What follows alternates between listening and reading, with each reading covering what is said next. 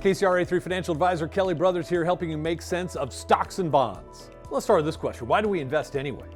Why do we put up with the ups and downs of the market? Why don't we just stick it in a bank and go get it when we need it? I'll tell you why.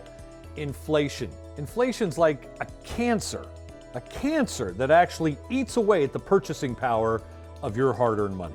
And you know what? Years ago, it might not have mattered. Think about the history of retirement planning, for example. 100 years ago, people lived till the age of about 50. So what did? They worked their tails off till they fell over and died. 60 years ago, 50 years ago, you'd retire at 65, you had a pension, Social Security was fully funded, Medicare was fully funded, you took 3 cruises and you died at 72. But today, a couple walking into a financial advisor's office and sitting down, if they're relatively healthy, there's a 50-50 chance, if they're age 65, there's a 50-50 chance that one of them hits the age of 90. What does that mean? That means you've got a plan for 30, 35 years, and inflation over that time period is going to eat away at the purchasing power of your money unless you invest, unless you put your money, at least some of it, into some of the asset classes that have kept up or even beat inflation over time, namely stocks and real estate would be the 2 biggest ones. So stocks and bonds. How do you remember which is which? What do? Stock, if you own stock in a company, you're an owner of the company. If you own a bond from that company, you're a loaner to the company. So stock owner, bond loaner.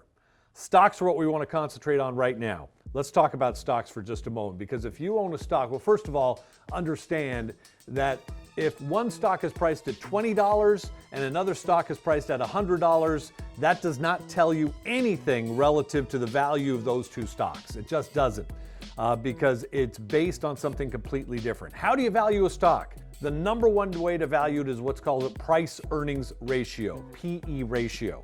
What does that mean? That means what are you paying for cash flow next year, the year after, the year after that. So at the beginning of this year, the PE ratio on the S&P 500 was about 17 times. Quite simply, that means that you were paying $17 for $1 of earnings next year. Bonds are a different animal. You're a loaner to a company or a loaner to a government. You buy a 10-year treasury, you give your money to the government, they're going to give you less than 1% per year for the next 10 years and then give you your money back. Obviously, the upside return on that is not all that high, but bonds are a decent piece of diversification. What does that mean?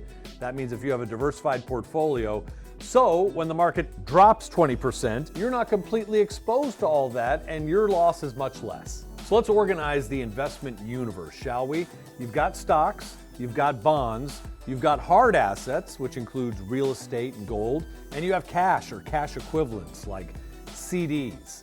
So those are the asset classes that are out there, whether you're CalPERS with $500 billion under management or whether you just want to put $5,000 to work and invest it. So you got your 4 different main asset categories. Now, how do you pick what the right mix is for you and your personal situation? One of the key determinants of what mix you pick has to do with time horizon.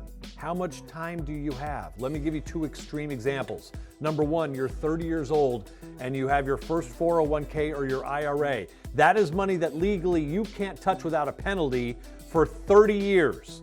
30 years. You take risk with that money. You put it into stocks. You invest for the long term because you know over the long term, stocks will outperform or historically have outperformed bonds and cash. However, let's say you're that same 30-year-old and now you want to save a few bucks to put away for a down payment on your very first house. Do you put that in the market? No, your time horizon is short. Maybe you want to buy a house within a year and a half. You put that money into something safe, into cash or CDs or a very short-term bond fund. You keep it safe so that you can move when you find the right house for you. 2 very different time horizons, 2 very different investment philosophies. So let's go back to the why. Why are we investing? If it's for retirement and your retirement's 20, 25, 30 years off, you need to take risk. You need to take risk because that's the only way you're going to beat inflation and be able to live the life in retirement you'd like to live. If the money is for short-term needs, though, if it's a rainy day fund in case you lose your job, or if you're saving for that first down payment on a house, then you don't take risk. You want that money there the day you need it. We appreciate you taking part in this lesson, and here's why. Financial literacy is really important to us personally and as a society. So we don't make bad decisions, so we make good decisions, so we give ourselves a chance to have a real retirement and have real financial security over time.